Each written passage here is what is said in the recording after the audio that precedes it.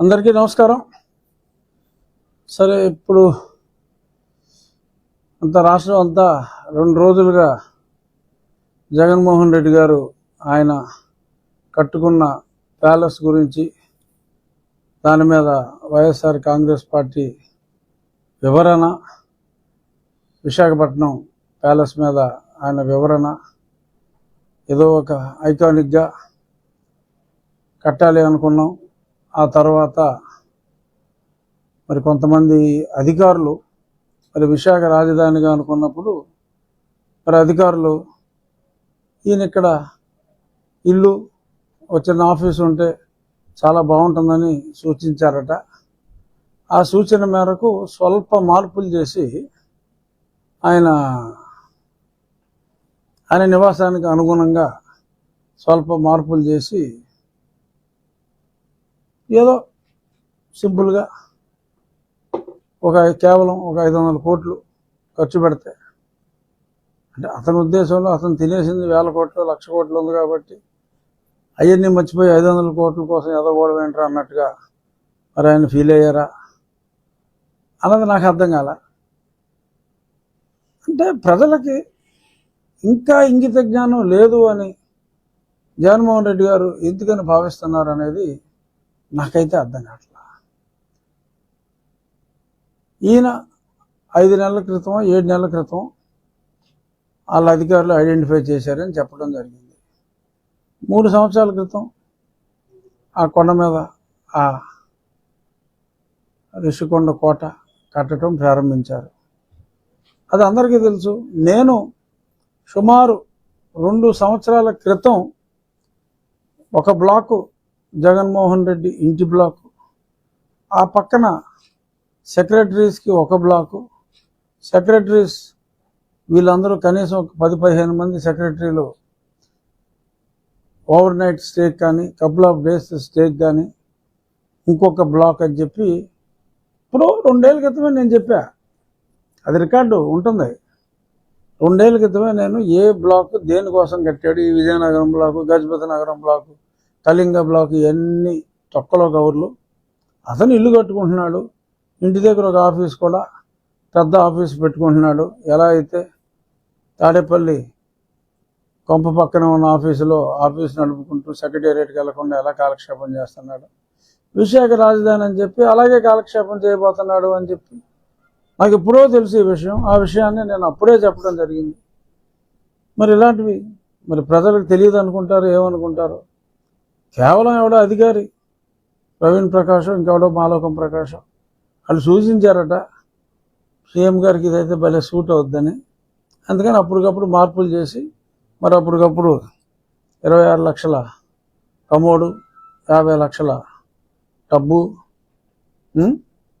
Bathroom. ఆ బాత్రూమే పేదవాడికి, అంటే నిత్యం పేదవాడి తరఫున పెత్తందారులతో పోరాడే జగన్మోహన్ రెడ్డికి మరి ఆ పేదవాడి 2 పేదల ఇల్లు సైజు కన్నా పెద్ద బాత్రూము, ఆ కమోడ్ ఖరీదు ఒక 12 పేదవాడి ఇళ్ళ ఖరీదు అయిన కమోడు. అంటే ఇవన్నీ ఆయనకి చచ్చినంత డబ్బు ఉంది. జగన్మోహన్ రెడ్డి గారు ఏదో బీచ్లో సైట్ కొనుక్కుని ఆయన 500 ఎట్టు కట్టుకున్నా కూడా ఎవరో బాధపడ్డాం. కానీ పాపం ఆయన అనుకున్నది ఏంటంటే రాబోయే 20 సంవత్సరాలు ఆయనే ముఖ్యమంత్రిగా ఆయన అనుకున్నాడు. అనుకుని ఆ మాత్రం ఖర్చు మనకెందుకు అని చెప్పి ప్రభుత్వం ఖర్చుతోటే ఆయన కట్టించుకున్నాడు. బట్ ప్రజలు తింగరోళ్ళు కాదు. ఆ ప్రజలకి సరే అందరూ కూడా చెప్పారు, నేను కాస్త ముందు చెప్పా. ఎందుకంటే ముందుగా ఇతని గురించి గ్రహించింది నేను కాబట్టి. 4 ఏళ్ల క్రితమే నేను ప్రతిరోజు అతని గురించి మాట్లాడటం, ప్రజలందరికీ చేస్తున్నవన్నీ చెప్పటం, ఇవన్నీ కూడా జరిగినాయి. ఇప్పుడు ఇంకా మారకుండా, ఇది ఎందుకు చెప్తున్నాను అంటే ఇప్పటికైనా జగన్మోహన్ రెడ్డి గారు మారకుండా ఇంకా ప్రజల్ని మభ్యపెట్టే ప్రయత్నంలో కేవలం ఎవరో అధికారి చెప్తే నేను ఇక్కడికి వచ్చాను తప్ప ఇక్కడికి మారదాం అనుకున్నాను తప్ప అది ఒక గొప్ప కట్టడం కోసమే మనం కట్టాం తప్ప నా వ్యక్తిగత అవసరాల కోసం కాదు. ఎవడో వ్యక్తి చెప్తే అతను ఏదో మంచి సలహా చెప్పాడులే, పోనీ ఉందాంలే, వీళ్ళందరూ సలహా ఇస్తున్నారు కదా, ఇంకెక్కడ ఇల్లు లేదన్నట్టుగా అనుకున్నాడు తప్ప మరి ఆ విధంగా అతను మాట్లాడటం అతని భావదారిద్ర్యానికి మనం బాధపడాలి తప్ప మరి ఇంకేమీ చేయలేం. మళ్ళీ ఇలాగే ఇంకొకటి ఈవీఎంలు. సరే, ఎలాన్ మస్క్ ఒక మాట అన్నాడు. సరే, నో డౌట్ ఎప్పటి నుంచో గతంలో చంద్రబాబు నాయుడు గారు కూడా ఈవీఎంలు తీసేయాలని చెప్పారు. విన్నారా మీరు అప్పుడు చెప్పినప్పుడు? సో అది ఎప్పటి నుంచో ఉంది. అభివృద్ధి చెందిన దేశాల్లో ఈవీఎంలు వాడరు. బట్ ఏ అభివృద్ధి చెందిన దేశమైనా కూడా, అంత అమెరికా లాంటి పెద్ద దేశమైనా కూడా అక్కడ 25 కోట్లే జనాభా, మనకు 140 కోట్ల జనాభా. సో అంచేత కన్స్ట్రెయింట్స్ ఉన్నాయి. నేను పార్లమెంటరీ కమిటీలో ఉన్నప్పుడు ఈ ఎలక్షన్ కమిటీ కూడా మా పర్వ్యూలోనే ఉండేది, ఆ పర్వ్యూలో ఉండేది. మేము అన్నీ కనుక్కున్నాం.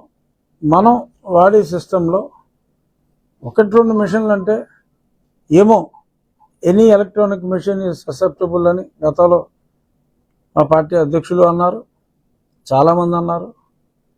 బట్ ఇన్ని లక్షల సంఖ్యలో ఉన్న ఈవీఎంలని మేనేజ్ చేయటం అనేది అది జరగని పని. మరి ఈయన తన ఓటమిని ఇంకా అంగీకరించలేక, ప్రజలు తనని దారుణంగా తిరస్కరించారు అని పాపం నమ్మలేక ఆయన ఓపెన్ చేయమ్మ కట్టాను. ప్రజలు తిరస్కరించారు అనే పచ్చి నిజాన్ని జీర్ణించుకోలేక ఈ రకంగా మరొక భావదారిద్ర్యానికి ఆయన పాల్పడటం దురదృష్టం. ఓటమిని అంగీకరించడంలో గౌరవం ఉంది. You should have accepted, yes తెలుసో తెలియకో తప్పులు చేశా, మన్నించండి అని ఒక మాట అనుంటే మేబీ కొంత స్టేచర్ పెరుగుండేదేమో. అసలే పడిపోయిన స్టేచర్ని మరింత పాతాల పంచుల్లోకి తొక్కుకుంటున్న జగన్మోహన్ రెడ్డి అవస్థను చూసి జాలిపడాలా, మరి ఇంకేంటో నాకైతే అర్థం కావట్లేదు. ఇది కేవలం ఆల్రెడీ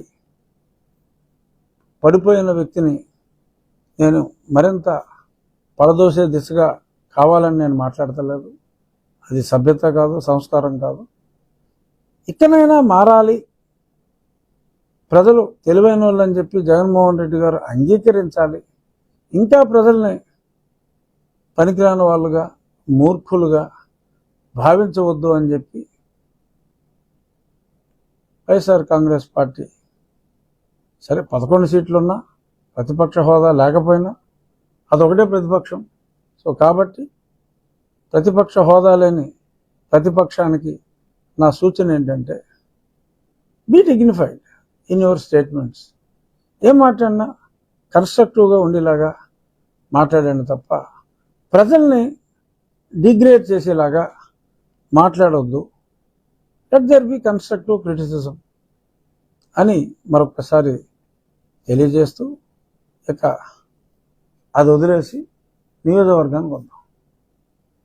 నేనేం చేస్తున్నాను ఆ నియోజకవర్గానికి అనేది ఇంపార్టెంట్.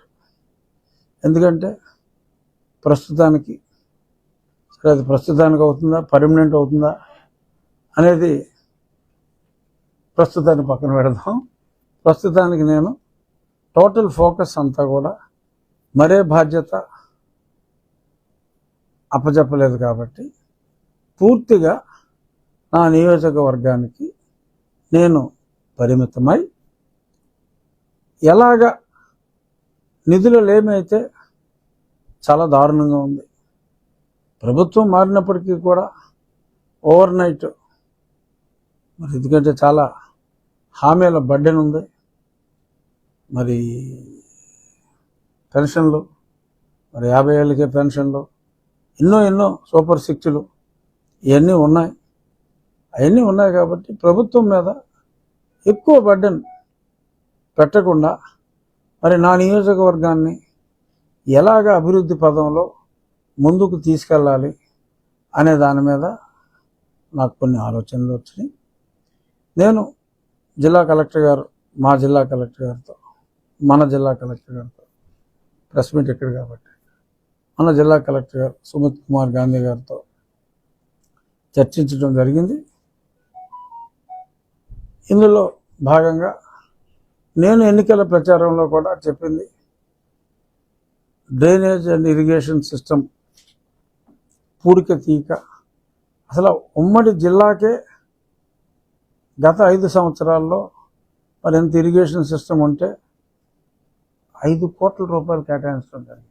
ఉమ్మడి జిల్లాకి గత ప్రభుత్వ హయాంలో కేవలం 5 కోట్ల రూపాయలు కేటాయించడం జరిగింది. అంటే ఏ ఒక్క పని, ఒక చిన్న పార కూడా కెనాల్లో వాళ్ళు పెట్టిన పాపాన పోల. అక్కడక్కడ గ్రామస్తులే కొన్ని పనులు చేసుకున్నారు. మరి ఎప్పుడైనా మరి కాంట్రాక్టర్ని పిలిస్తే కాంట్రాక్టర్కి మరి జిఎస్టీలు ఉంటాయి, కాంట్రాక్టర్కి మార్జిన్ ఉంటుంది, కాంట్రాక్టర్కి డబ్బులు రావు కాబట్టి ఒక సంవత్సరం అయినా ఆ వర్క్ కాస్ట్లో ఒక 20% వాళ్ళు ₹2 వడ్డీకి తెచ్చుకుంటారు కాబట్టి ఒక 20% అది. దీనివల్ల ₹1 పనికి 2.5 ప్రభుత్వ ఖజానాకి అయ్యే పరిస్థితి. మరి ఇవన్నిటిని అధిగమిస్తూ మరి మాటిచ్చిన ప్రజలకి వాగ్దానం నిలబెట్టుకోవాలి. అలాగే వాగ్దానం అనే కాకుండా మరి ప్రజల ముందు తలెత్తుకోవాలి అంటే చెప్పింది ఎలాగైనా సరే చేయాలి అనే దృక్పథంతో మరి కలెక్టర్ గారితో ఒక ఆలోచన చేసి ఉండి ఇరిగేషన్, స్టార్ట్ విత్ ఇరిగేషన్, ఇంకా రోడ్స్కి అన్నిటికి వెళ్తాం. ఉండి ఇరిగేషన్ డెవలప్మెంట్ ఫండ్ అని కలెక్టర్ గారే ఒక సపరేట్ అకౌంట్ ప్రారంభించేలాగా, దానికి నేను నా స్నేహితులు ఒక 50 లక్షల రూపాయలు ఆ ఫండ్లో మా వ్యక్తిగతంగా మేము జమ చేసి, అలాగే ఆక్వాకల్చర్లో ఉన్న, ఎందుకంటే అగ్రికల్చర్ ఇప్పటికే అస్తవ్యస్తంగా ఉంది, ఇంకా గత ప్రభుత్వం ఇవ్వాల్సిన డబ్బులే సరే, ఇంకా ప్రభుత్వమే కాబట్టి రైతులకు రావాల్సిన డబ్బులు ఉన్నాయి, ఎవరి కష్టాలు వాళ్ళు ఉన్నారు, వరి రైతులు. సో ఆక్వాకల్చర్ రైతులందరికీ కూడా ఆ విజ్ఞప్తి, రేపటికల్లా బహుశా ఆ అకౌంట్ డీటెయిల్స్ ఇస్తాను. ఎకరానికి కేవలం ఒక ₹1000, ఎందుకంటే లీజే 80,000 90,000 ఉంది. కేవలం ఒక ₹1000 మీరు ఆ ఫండ్లో జమ చేస్తే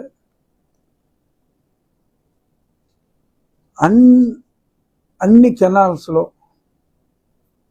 ఆ గుర్రపు డెక్క ప్రాబ్లం కానీ, పూడికిపోయిన దగ్గర ఆ పూడిక తీయటానికి స్మూత్ ఫ్లో ఆఖరి ప్రాంతం వరకు కూడా ఆ నీరు దూర ప్రాంతాలకు కూడా ఎటువంటి అబ్స్ట్రక్షన్ లేకుండా నీళ్లు అందేలాగా, సో మంచినీరు కూడా అందుతుంది. ఆ చెరువులు నింపుకోవడానికి ఇప్పుడు ఏలూరుపల్లి లాంటి గ్రామాలకు నీరు వెళ్ళాల, శివారు గ్రామాలకు. సో ఈ అవస్థలన్నీ అధిగమించేలాగా ప్రతి రైతు కూడా ఇందులో, అంటే ప్రజలు ఇందులో భాగస్వాములు అయ్యేలాగా, ఎవరికి కూడా బర్డెన్ ఉండదు. అతి తక్కువ కాస్ట్లో, కాస్ట్ టు కాస్ట్ ఒక బుక్ లైనర్ని అవర్లీ బేసిస్లోనే అద్దెకి తీసుకొని ఆ గ్రామస్తులే ఆ వర్క్ మానిటరింగ్కి అధికారులు ఉంటారు. బట్ ఆ గ్రామస్తులు ముందు సర్టిఫై చేయాలి. ప్రతి గ్రామంలోనూ ఎవరైతే ప్రధాన దాతలు ఉంటారో వారిని ముఖ్య పాత్రధారిగా పెట్టి వారు ఆ వర్క్ ప్రోగ్రెస్ పక్కూరు వెళ్ళేటప్పటికి ఆ పక్కూరు గ్రామ పెద్ద he would take the lead. ఆ రకంగా ఈ సీజన్లో ఒక 45 రోజులు, నెక్స్ట్ సీజన్లో వచ్చినప్పుడు ముందే ఆల్మోస్ట్ ఇంకా ఈ 2 సీజన్లు దాటేటప్పటికి మళ్ళీ కనీసం ఒక 2-3 సంవత్సరాల వరకు కూడా ఎటువంటి ఇరిగేషన్ డ్రైనేజ్ కెనాల్స్ జోలికి వెళ్ళకపోయినా ఇబ్బంది లేని విధంగా ప్రజల పార్టిసిపేషన్తో అది చేయాలని, అలాగే గ్రామాల స్వయం అభివృద్ధికి క్యాష్ జనరేషన్కి కూడా ఏం చేయాలి, ఇదే విధంగా గ్రామాల్లోని రోడ్స్కి మన్రేగా నిధుల్ని సక్రమంగా, మన్రేగా నిధులు సక్రమ వినియోగం, మ్యాక్సిమం వర్క్ ఎలా చేయాలి అనే దాని మీద మరి గతంలోనే చంద్రబాబు నాయుడు గారు ఒక పిహెచ్డి చేసినంత పనిచేశారు. సో వారు గతంలో చెప్పిన మార్గదర్శకాల స్ఫూర్తితో ఆ మన్రేగా నిధుల్ని సక్రమంగా వాడుకుంటూ ఈ రోడ్స్ని ఎలాగా ముందు ఆర్థికంగా రాష్ట్రం ప్రగతి పదంలో వెళ్ళటానికి ముందు అప్పటిదాకా ఈ గతుకుల రోడ్లపై బ్రతుకు బండి నడిపించకుండా, గతుకులు అనేవి లేకుండా కాస్త సాఫీగా ఉండాలంటే ఏం చేయాలి అనే దాని మీద కూడా ఒక ప్రణాళిక, అలాగే త్రాగునీటి సమస్య ప్రతి ఊర్లోనూ సిస్టమ్స్ ఉన్నాయి, దాన్ని పట్టించుకునే నాదులు లేరు. గతంలో తెలుగుదేశం ప్రభుత్వంలో దాతలు ఎవరన్నా ముందుకొచ్చి ఆ ఊర్లో ఒక చక్కటి సిస్టమ్ని ఏర్పాటు చేస్తే దురదృష్టవశాత్తు నెగిటివ్ మైండ్తో ఉన్న వైఎస్ఆర్ కాంగ్రెస్ పార్టీ వాళ్ళు నీళ్లు లేకపోయినా పర్వాలేదు కానీ ఆ దాత ఇచ్చి నీళ్లు తాకూడదని చెప్పి ఒక సంకుచిత స్వభావంతో మరి చాలా చోట్ల దాన్ని పాడు చేశారు. సో ఆ సిస్టమ్స్ని బాగు చేసుకుంటూ అట్ ది సేమ్ టైం ఆ ఊర్లకి చక్కగా తాగునీరు సరఫరా చేసిన తర్వాత ప్యూరిఫికేషన్ అక్కడికక్కడ చేసుకుంటానికి ప్లాంట్స్ ఉన్నాయి, కానీ రిపేర్లో ఉన్నాయి ఎన్నో చోట్ల. సో పరిమళ అనే ప్రాంతం నుంచి ఆ వాటర్ లైన్ రాంగ్ డిజైన్ చేయడం జరిగింది మరి గతంలో. ఆ డిజైన్ని సరిచేసి దాన్ని కూడా గ్రామస్తుల పార్టిసిపేషన్తో కొంత, ప్రభుత్వ సహకారంతో ఇంకొంత చేసి యుద్ధ ప్రాతిపదికన 60% ఆఫ్ ద విలేజెస్కి, అంటే దానికి లింకప్ చేయగలిగిన గ్రామాలన్నిటికీ కూడా నీటి సదుపాయం మంచినీటి సదుపాయం కలిగించడం, ఈ అన్నిటికీ ఒక పర్ఫెక్ట్ రోడ్ మ్యాప్ వేసుకోవడం జరిగింది. We have a dynamic collector, youngster. So ప్రభుత్వ సహకారంతో, ముఖ్యమంత్రి గారి సహకారంతో, ముఖ్యమంత్రి గారు కూడా నాకు సహకరిస్తారు, ఎందుకంటే నాకే పదవి లేదు కాబట్టి నా ఊరికి చేయండి అంటే చేయాలి. సో కాబట్టి అది కూడా నా ఉండికి ఒక అడ్వాంటేజ్ అనుకోవాలేమో. సో ఏదేమైనా ప్రభుత్వం ఫైనాన్షియల్గా 4 రూపాయలు సమకూరేదాకా కూడా వెయిట్ చేయకుండా, నేను సింపుల్గా చెప్పొచ్చు, ప్రభుత్వం దగ్గర డబ్బులు అయితే నేనేం చేస్తానండి, అలా కాదు, నేనేంటో చెయ్యాలి. సో ప్రజాస్వామ్యంలో భారతదేశం వ్యక్తిత్వంలో కొంచెం పూరు, వ్యక్తులుగా రిచ్. నిజంగా భారతదేశంలో ఉన్న బంగారం ఎక్కడ లేదు. ప్రపంచంలో అమెరికాలో ఉన్న బంగారం కన్నా 10 రెట్లు బంగారం భారతదేశంలో ఉంది. అంటే ఖజానాలో లేదు, అందరి దగ్గర ఉంది. But at the same time వారికి సముచిత గౌరవం ఇస్తే ఎవరైనా కూడా ప్రతిష్ట కోసం ఎవరికైనా ఉంటుంది. బట్ ఎవరికి పేరు ఎట్టకుండా అన్నిటికీ వైఎస్ఆర్ జగనన్న వైఎస్ఆర్ అని పెట్టేసుకుంటే ఎవరికి తెలియదు, ఎవడెవడు ఇవ్వాలనుకున్నాడు కూడా ఎవడు. సో అటువంటి అవస్థలు లేకుండా చక్కగా ఇప్పుడు మా గ్రామ పరిధిలో ఎవరైనా దాత ముందుకు వచ్చినప్పుడు మంచి కార్యక్రమం చేస్తాయి. ఆ దాత పేరు ఉండేలాగా. ఇప్పుడు ఇందాక పాలకోడేరు స్కూల్కి వెళ్ళా, మొత్తం అంతా చెత్త పెరిగిపోయింది ఆ కాంపౌండ్లో. బాధ అనిపించింది. అక్కడ ఒక జిమ్ నేను గతంలో ఎంపీగా ఉన్నప్పుడు, అంటే ఫస్ట్ 6 నెలలు వచ్చేవాడిని కదా, ఆ తర్వాత నాకు బందెట్టాడు జగన్. అప్పుడు ఒక జిమ్ని ప్రారంభించడం జరిగింది, ఓపెన్ జిమ్. సో అందులో కూడా మొక్కలు మొలిచిపోయాయి ఎక్కడికక్కడ. నేను ఒక చిన్న పిలిపించా, అప్పటికప్పుడు ఒక ఆయన, నేను ఇది మొత్తం 1 వీక్లో క్లీన్ చేసి ఒక ఉద్యానవనంలాగా కడియం నుంచి నేను పలానా మొక్కలు తీసుకొచ్చి దీన్ని బ్యూటిఫుల్గా చేస్తాను. ఇంకొక ఆయన ముందుకు వచ్చాడు అదే స్టేజ్ మీద, నేను ఒక 100 జామ చెట్లు, 100 జామ చెట్లు వద్దండి, ఒక 25 మామిడి చెట్లు తండి, 5 అడుగులు ఎదిగినాయి, కాయలతో సహా దొరుకుతాయి, ఇంకో 25 జామ చెట్లు వేయండి, ఇంకో 25 సీతాఫలాలు, అలా రకరకాల ఫల వృక్షాలు వేయండి. ఒక ఉద్యానవనంలో ఒక గురుకులంలో చదువుకున్నట్టు ఒక చక్కటి ఎన్విరాన్మెంట్లో పాఠశాల ఉంటే మన ఆలోచనలు కూడా చక్కగా ఉంటాయి. అంటే అప్పటికప్పుడు వాళ్ళు స్పందిస్తే ఆ డిఓ గారితో కూడా మళ్ళీ నెల రోజుల తర్వాతే మనం డేటు ఒక 4 రోజుల్లో ఫిక్స్ చేసుకుందాం. ఈ ఆట స్థలాలు కొందరు ఒక వాలీబాల్ కోర్టు, ఒక కబడ్డీ కోర్టు, ఇటువంటివి గేమ్స్ చాలా హ్యూజ్ స్పేస్ ఉంది.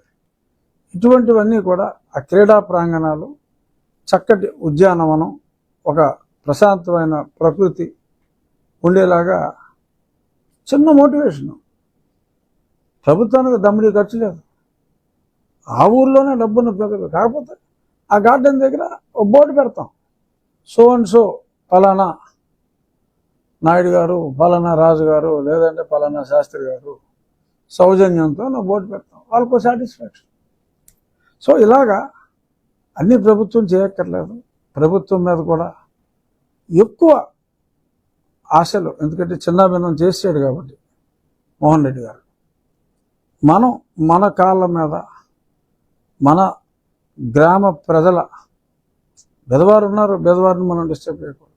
బట్ ఎవరైతే ధనికులు ఉన్నారో, ఎవరైతే ఉన్నత వ్యక్తిత్వం గలవారు ఉన్నారో, వాళ్ళ వ్యక్తిత్వానికి విలువిస్తూ వాళ్ళు చేసిన పనికి నా పేరో మా నాన్న పేరో, అంటే జగనన్న, వైఎస్ఆర్ అనే పేర్లు కాకుండా వారికి గౌరవం ఇస్తూ ముందుకెళ్తే ఏదైతే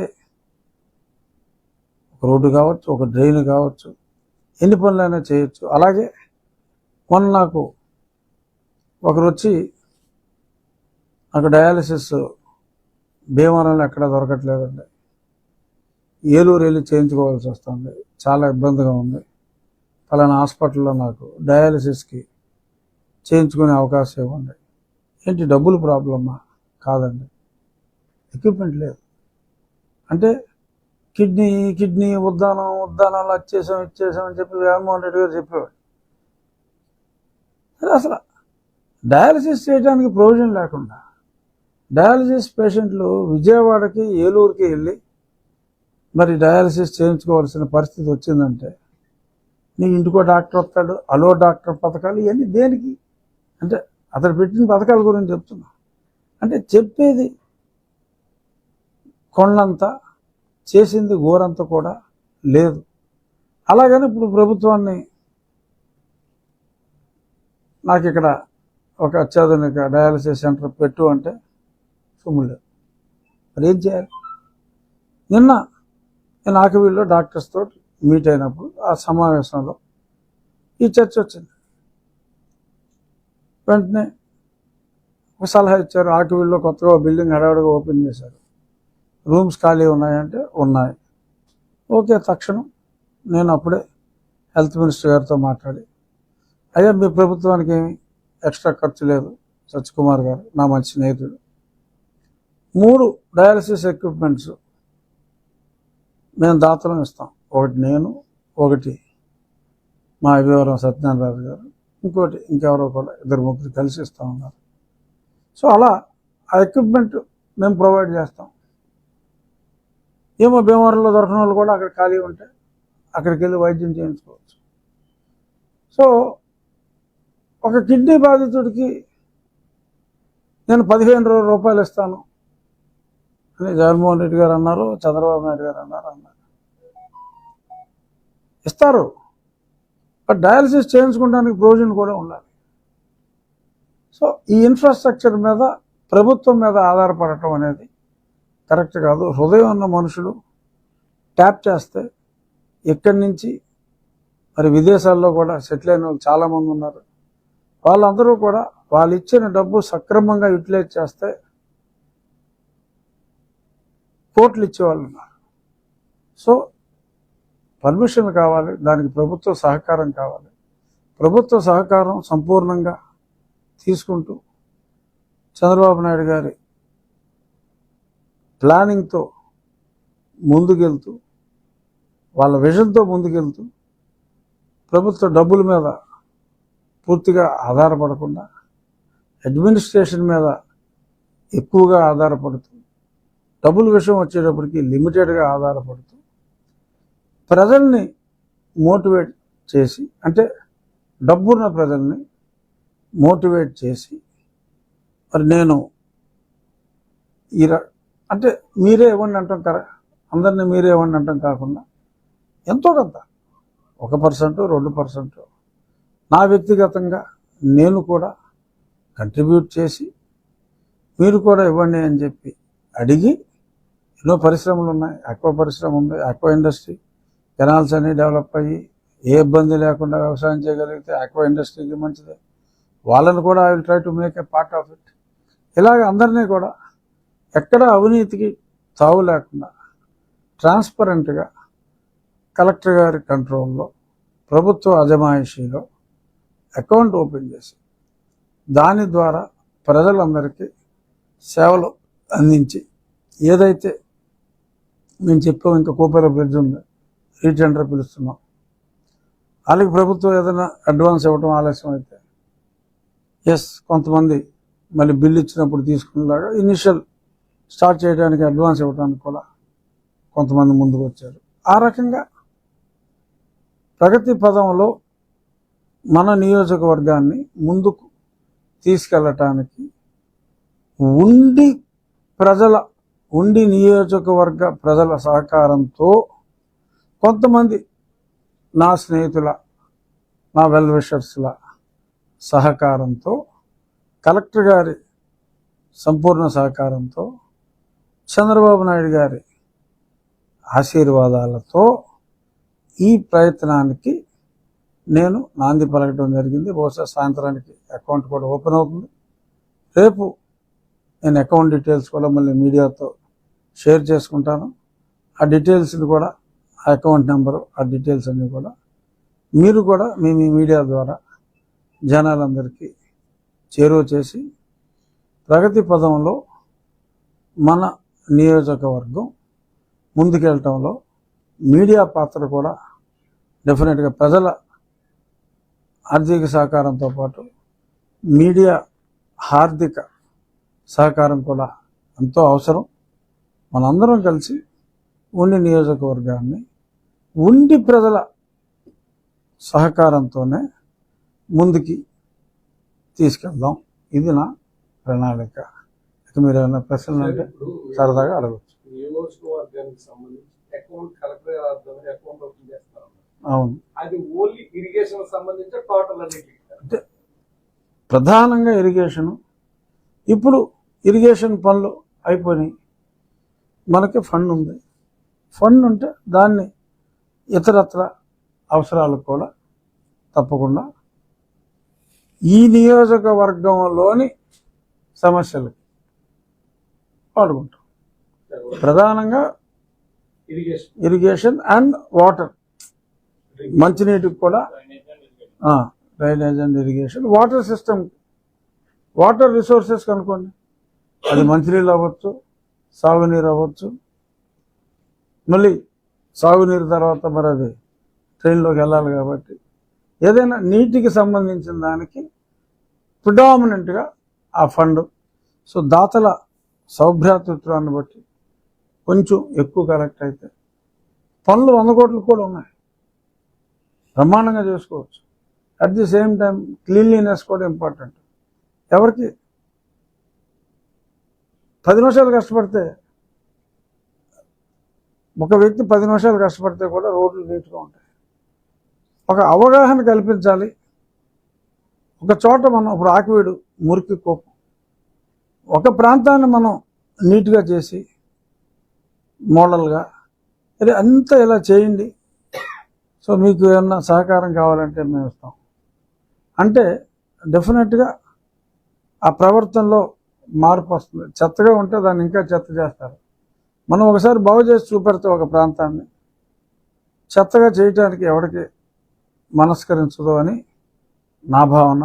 సో డెఫినెట్గా ఇందాక చెప్పిన దాంట్లో కాకుండా ఇప్పుడు డ్రైనేజీలు వర్షాలు ఎక్కువైతే 15 రోజుల్లో మునిగిపోతుంది. కలెక్టర్ గారికి చెప్పాం, ఆయన కూడా ఇమీడియట్గా స్పెషల్ ఆఫీసర్ని పెట్టి ఏదైతే డ్రైన్లు మునిగితే మరి పట్టణం మురికి కోపం అవుతుందో అవన్నీ కూడా ఆ డ్రైన్లోని పూడికినంతా తీసేసి ఫ్రీగా వర్షం వచ్చినా సరే ఫ్రీగా ఫ్లో ఉండేలాగా ముందు ఇమ్మీడియట్గా అది చేయాలి. పూర్తిగా అది చేయకుండా పాడైపోయిన తర్వాత మళ్ళీ బాగు చేసుకోవటం మరీ కష్టం. అలాగే at the same time minimum 2 under పాస్లు రావాలి. ఈ ఉండి దగ్గర ఆ రైల్ క్రాస్ ఓవర్ బ్రిడ్జ్ని మరి కాంట్రాక్టర్ లోపల వల్ల ఆగిపోయింది. నేను మళ్ళీ మా అసెంబ్లీ సమావేశాలు వాయిదా పడి నేనైతే అదర్వైజ్ 24 నుంచి పార్లమెంటు సమావేశాలు అక్కడ ఉండి ఆ టైంలో అశ్విని వైష్ణవ్ గారిని కలుసుకుని రైల్వే పనులన్నీ చేయించాలని రిప్రజెంటేషన్ ఇచ్చి కిక్ స్టార్ట్ చేయాలనుకున్నా. ఓకే, ఒక వారం ఆలస్యం అవుతుంది. ఆ తర్వాత అయినా సరే నేను వెళ్ళి ఫార్చునేట్గా మరి చంపాలని ప్రయత్నం చేసిన జగన్మోహన్ రెడ్డి ఒక రకంగా ఇప్పుడు రాష్ట్రానికి మంచి చేసాడేమో అనుకుంటున్నాను. నన్ను ఢిల్లీలో పెట్టి నాకు చక్కటి స్నేహ సంబంధాలు ఎంతోమంది కేంద్ర మంత్రులతో ఉన్నాయి. అవన్నీ కూడా ముఖ్యంగా టు స్టార్ట్ విత్ నా ఉండి నియోజకవర్గ అభివృద్ధికి నేను అనుకున్న పనులన్నీ ఈ 6 నెలల్లో నేను ప్రారంభించి మొదలు పెట్టేయగలిగితే మేబీ అప్పుడు ఇంకెక్కడైనా కూడా సహకారం అందించగలిగితే. ఇప్పుడు కేంద్రంలో ప్రభుత్వం ఉంది, సో అంచేత పెద్ద ఇబ్బంది ఉండదు. అయినప్పటికీ కూడా హోదాతో వాళ్ళతో మాట్లాడటం వేరు, స్నేహంతో మాట్లాడటం వేరు. హోదాతో సాధించలేనిది స్నేహంతో తప్పకుండా సాధించవచ్చు అనేది నా విశ్వాసం. సో 3/4 ఆఫ్ ద క్యాబినెట్ నా స్నేహితులే ఉన్నారు కాబట్టి డెఫినెట్గా కేంద్రంలో చాలా నిధులు ఉంటాయి. ఆ నిధుల్ని సక్రమంగా తీసుకొచ్చి బాగు చేసుకుంటానికి ఎంతవరకు నేను కృషి చేయగలను, నా శక్తి వంచన లేకుండా అంత కృషి నేను చేస్తానని చెప్పి మీడియా ద్వారా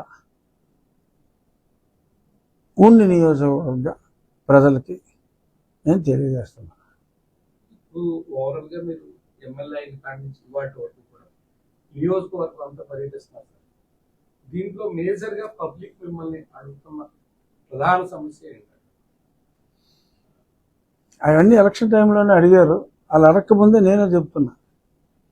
ఇప్పుడు ఈ ప్రెస్ మీట్ ఆంతర్యం కూడా అదే. నేనేం చేయబోతున్నానో నేను చెప్పా. సో అది ఇందులో ఏదైనా ఆలస్యం అయిందనుకోండి, అప్పుడు వాళ్ళే అడుగుతారు, ఏమంటే మీరు అలా అన్నారు, అది కొంచెం ఆలస్యమైంది. ఆ అడిగే పరిస్థితి నేను తెచ్చుకోనని చెప్తున్నా. ఇమీడియట్గా ఖచ్చితంగా ఇవాళ సాయంత్రానికి అకౌంట్ ఓపెన్ అవుతుంది, అందులో ఫండ్ ఫ్లో స్టార్ట్ అవుతుంది. పారిశ్రామికవేత్తలను కూడా నేను రేపు పిలవటం జరిగింది. వాళ్ళకు కూడా డీటెయిల్స్ ఇచ్చి మీరు అందరూ కిక్ స్టార్ట్ చేయండి, మీ మనసులకు తోచినంత చేయండి, యూ మోటివేట్ ద పీపుల్ అనే దాంతోనే నిమిషం కూడా ఆలస్యం చేయకుండా